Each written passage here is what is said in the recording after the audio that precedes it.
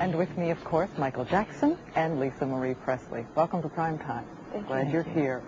It occurs to me, looking at the two of you, I have got to start by asking how this marriage took place, how it began. Let me guess that it was not over miniature golf and a hot dog someplace. When did it start? When was the dating? Well, we first met. She was 7 years old, and I was 17. This was in Las Vegas. She used to come and see my show all the time. We had the only family show on the Strip. It's the Jackson 5. And she used to come as a little girl and sit right up front. She came quite often. She came with a lot of bodyguards. And had you stayed in touch over all these years? Sure, sure. And then she'd come backstage. Then I'd, talk and say hi, and then she'd come again. And I thought she was sweet and loving, and I always hoped I'd see her again. And who first talked about marriage? We didn't stay in touch. We didn't stay in touch after that, no. He go ahead. You want to say what happened? No, you can say. You have a good memory. No, you said you were going to say it. Our first argument here on this hour. Who proposed? I mean, how did marriage actually get discussed?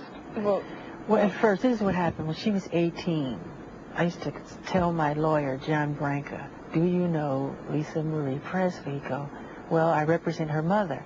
I go, well, can you get in touch with her? Because I think she's really cute. He'd laugh every time. He goes, I'll do my best. That's what he'd say. Then he'd come back. I said, well, did you find out? He said, no, there's nothing. So I would worry him about this all the time. The next thing I noticed, there's a picture on a magazine cover where she's married, which really tore me to pieces. And then, because I felt that was supposed to be me. I really did.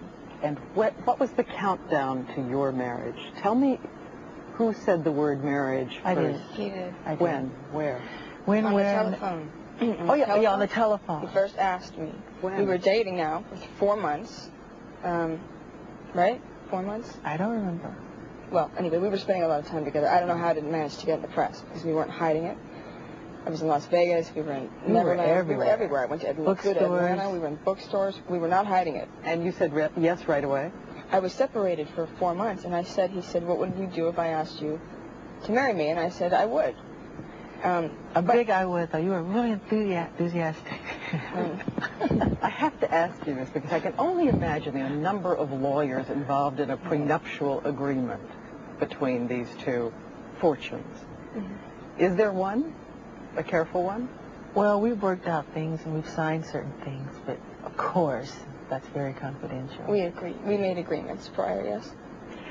As you know, the reaction to this marriage, and I know you feel strongly about it, but the reaction to this marriage has been across the spectrum, everything from astonishment to delight to suspicion, that it was somehow too convenient.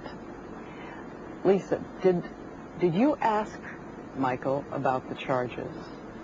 Did the two of you talk about the impact of the marriage on the allegations? Absolutely not. He called. I was in touch with him through the whole process of this charges going on. I was talking to him when he disappeared.